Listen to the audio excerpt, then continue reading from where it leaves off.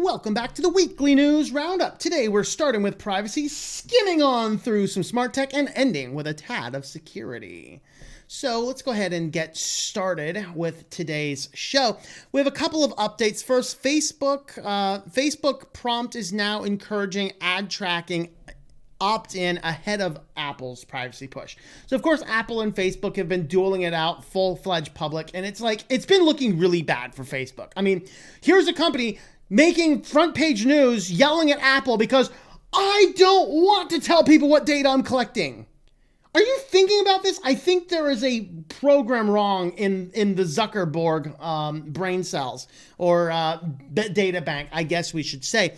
So now they're starting to actually give you a prompt telling you all this amazing stuff, and I really can't make this go big enough where you can actually read it. In fact, I can barely still read it myself, but it says here, allow Facebook to use your app and website activity. Get ads that are more personalized. Oh yeah, I want more personalized ads. No, thank you. I'd rather not get personalized ads. Second is support businesses that rely on ads to reach customers. Wait, what? All right. So yeah, you need a checkup from the neck up if you're going to opt into this. Like I'm almost to the opinion that if you have a Facebook for some reason other than like some business purpose, you probably still need a checkup from the neck up. Why do you keep on giving your data to the Zuck? But they're coming in and pushing the pop-up now, just making this good and amazing flowery looking message to fill up your heart with joy and peace about Facebook collecting and harvesting all of your data optionally now. And I tell you, if more than like 60%, actually if more than like 10% maybe of the users actually select this, there is no hope for society. I got nothing to hide. Yeah, you got nothing to hide until your views are now the bannable ones. Also, we have an update on Ring. It's been a while since we talked about Ring. So, of course, since they're starting to embed like Alexa, hey, Alexa, order unicorn meat. Confirm. All right. So with this, there has been some updates into the number of police departments and fire departments utilizing Ring data. More than 2,000 U.S. police and fire departments are using it. Apparently, there's only 2 states that do not have any of these connections. Those are Montana and Wyoming. That's probably because Montana and Wyoming, if there's some prowler outside, you just shoot the guy and go back to bed. A funny story, I actually used to live in one of those states, and a friend of mine was having issues with some guy just kept on coming around, like harassing his ex-wife or something like that, and the police finally told him, next time he comes around, shoot him, drag him into the house, and then call us, and we'll come and get the corpse out. Okay? That's how they... And this is why we just don't have crime out there. But anyway, those 2 states are the good places to go if you do not want to deal with those. But I'm sure that they're going to be coming on down the pipeline. And if I have a bet with Wyoming, Jackson Hole's going to be the first because they're full of libtards up there, and the rest of the state's just fine. Fortunately, Jackson Hole is in this valley surrounded by mountain ranges, so they'll just all stay over there. Sorry, Montana, we're kind of pushing them off onto you, and you're gone crazy. I'm not sure who's gone crazier though. They're in a competition. And on to some newer news. Amazon is planning to install always-on surveillance cameras in its delivery vehicles. I'm kind of okay with this in a way. There have been a lot of cases where drivers are stealing packages. There have been a lot of cases where maybe people are not doing the things that they should be doing as an employee. And as far as I'm concerned, if you're going and working in somebody else's place of business or away from your home, I'm not okay with in-home surveillance. If you're working for your job at home, your boss can you have to have an always-on web camera and a smart chair that tells me how much you're sitting down. Yeah, piss off, boss.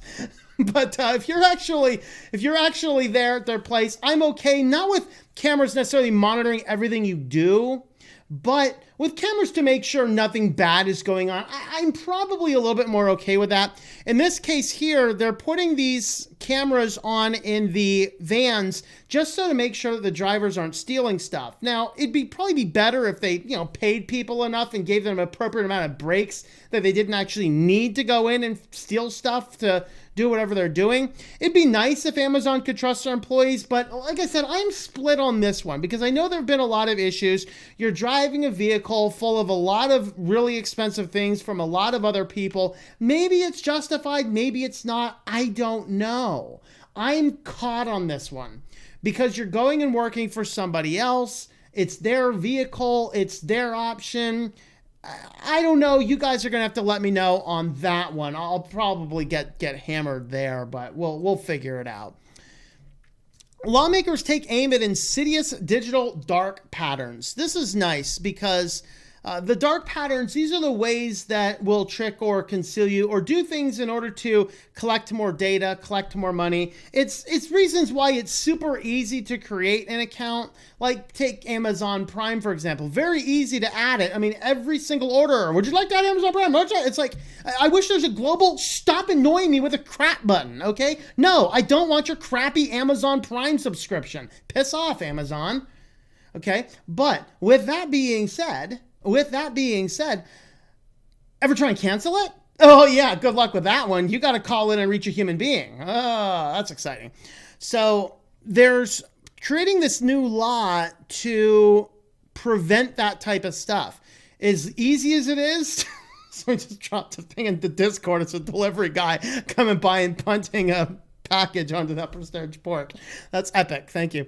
Very good GIF. Of course, going to need to move it down because it's kind of distracting, but very cool. Anyway, back to the news here.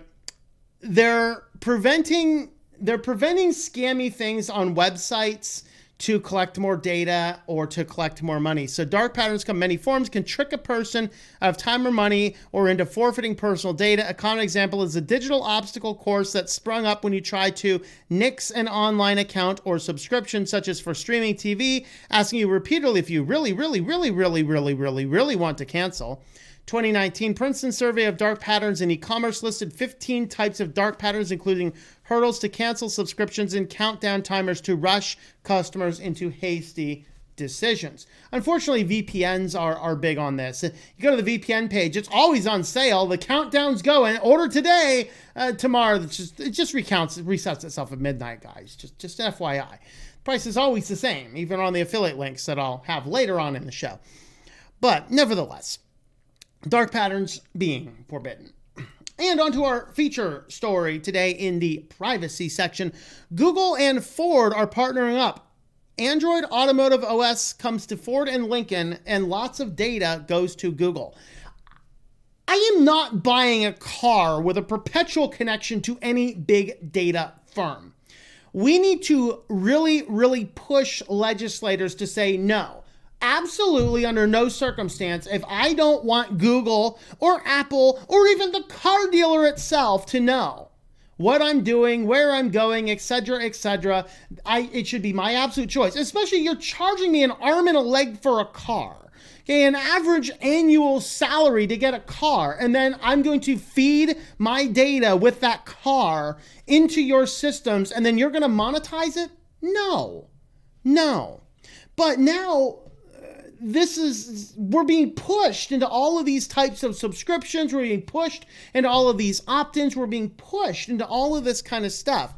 And so what's happening here is it's not just the infotainment system. It's all aspects with perpetual connections back to Google. Ford is looking to transform beyond being an automaker, and for that it needs the expertise of tech companies to make that happen. Partnering with tech giant Google is a huge way to help accelerate that process. Ford benefits by leveraging Google's expertise in data analysis. It's none of your damn business. Machine learning and artificial intelligence. Great. That's all I need. My car to have a revelation going down the highway at 90 miles an hour and say, there's a better way. I'm sorry. This is insane. We do not need AI, data collection, and machine learning in my car. I'm perfectly capable of driving the car by now. Okay? As a result, the automaker can improve its retail and owner experience as well as its products. Ford, as long as you're doing this crap, I'm not going to buy cars from you. You want to talk about improving your retail and ownership experience? Here's how you can improve my retail and owner experience. Pull that crap out. I'm not interested, thank you very much. Google and Ford have inked a 6-year partnership that will see the automaker using tech giants' expertise and products to bolster their cars and services. A major part of this collaboration includes adoption of Google's Android Automotive OS. Great! By the way, did you guys know I covered this on the show probably about 6 months, maybe a year ago. There's been scientific studies looking at these infotainment systems. Fiddling around with these infotainment systems is more impairing than driving drunk. You have a greater chance of wrecking and dying fiddling with an infotainment system than you have if you're intoxicated. There's a very good reason for this. In my car, which is an older car with buttons, I don't have to take my eyes up the road to feel what's going on. I go, there's, okay, I feel the ridges. That's the volume knob. Infotainment system, I have to take my eyes off the road, focus on a screen to see where on the touch screen I need to push. It takes so much time away from the road. They should be banned entirely. We do not need infotainment systems in cars.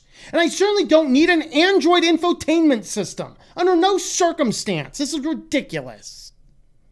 Android Automotive is a complete platform built for vehicles and includes tightly integrated Google apps and services. As if I care.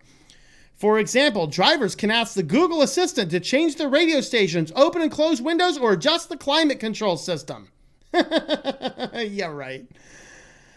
Android Automotive is fairly new and currently found in vehicles like the Polestar 2 and the Volvo. Okay, those are two more models I'm not going to be buying.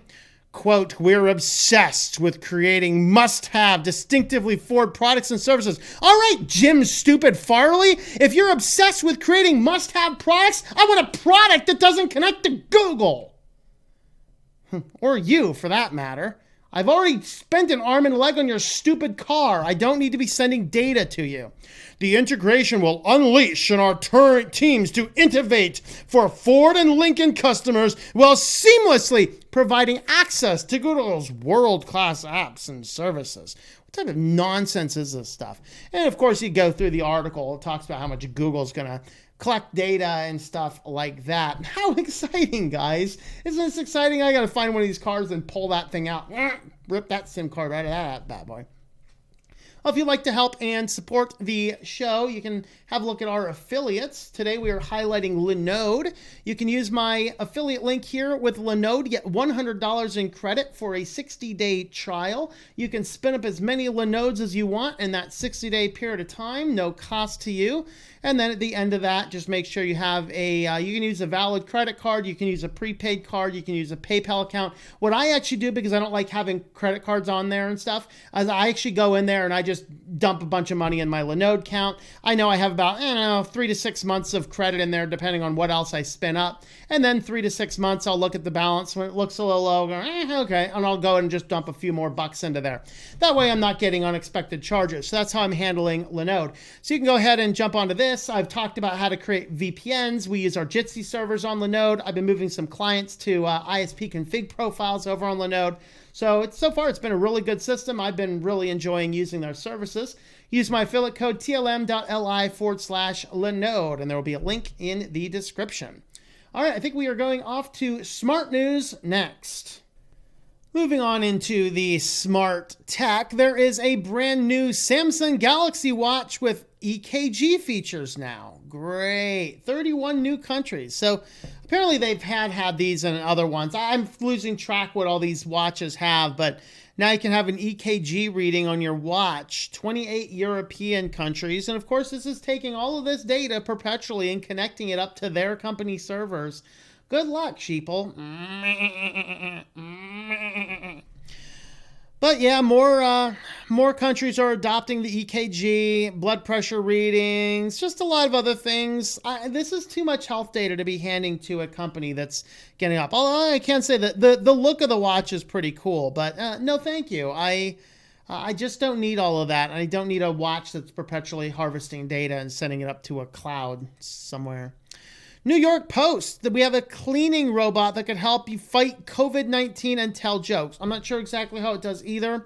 Apparently there's a QR code on it. You scan the QR code and you get some lame joke about, I don't know, something. More than just cleaning, Lion Spot robots are crowd minglers that bring joy and delight. They are able to inform, entertain, and even exchange simple conversation with you upon activated via a QR code. So they'll go around and they'll just kind of mute that guy. So it's basically a vacuuming robot.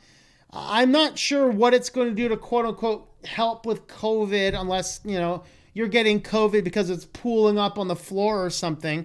I think it's just a bunch of nonsense, really. Here's a...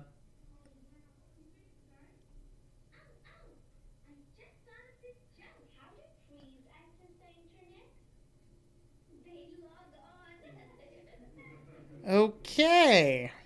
How do trees access the internet? They log on. Very good. So it's like, does that kid look terrified to you? I don't know. He's kind of smiling, I guess. But is he a little terrified? Like, this robot's the size of him. This is like a robotic version of E.T. I don't know. That's crazy.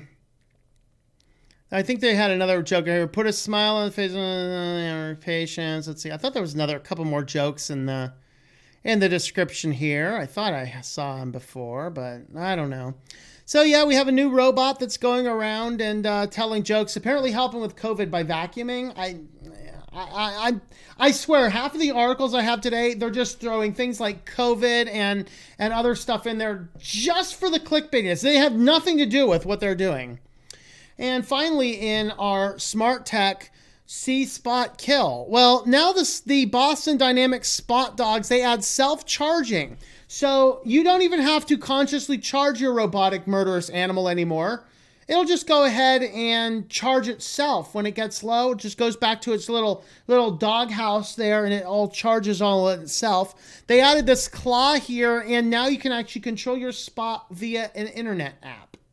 So there we have it. We now have these dogs are being controlled by the internet. Yeah, some hacker's going to get in here and take some of these dogs and go rogue with them. That's just going to be hilarious.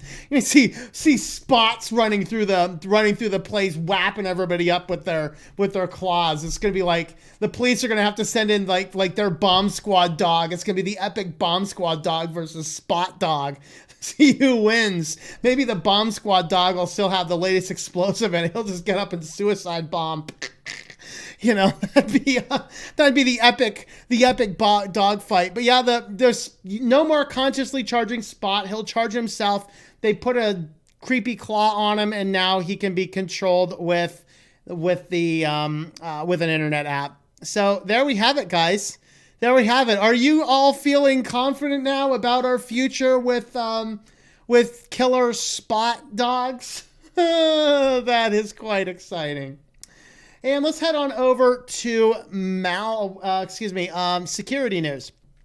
So Operation Night Scout supply chain attack targets online gaming in Asia. This is not nearly as big of a deal as some might have been suggesting, but what it allowed for apparently is a very unique, specific attack. So it had to be a targeted attack. The idea is there was an app that you're utilizing with this platform. I know nothing about this platform other than what's in the article. You downloaded the application, and this would do is it would get through and produce a back door, and literally only 3 regions had targets, and I think it was only like a handful of targets. Let's see. So they had the malware actually installed on like this 100,000, but they actually only found 5 users that received the bad update, indicating this was something really, really highly targeted. So definitely weird, and it relates to online gaming. Like I said, I don't know much about that one, but hey, it was a security story. The next 2 though, oh Lord, guys. Oh boy. So Flash is dead. Of course, last week we talked about how Flash dying stopped an entire train in China because they were still relying on it. Well, in South Africa, apparently they are still to this day, using Flash to process the government tax records. And when Flash stopped working, they went back and grabbed a pirated version of Flash on an old browser to put the public's tax submission records back online. Yeah, South African Revenue Service ran into big problems this month. Adobe Flash stopped working January 12th. The agency still hadn't migrated its e-filing forms from Flash to HTML and JavaScript. So to fix the issue, that's an unfortunate name. SARS decided to release its own custom browser with the working Flash plugin pre-installed and enabled.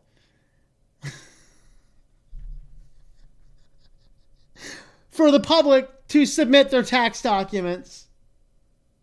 We've lost our ever-loving minds, people. What? It gets worse. No simple, easy, correct answer to getting Flash working in a modern browser.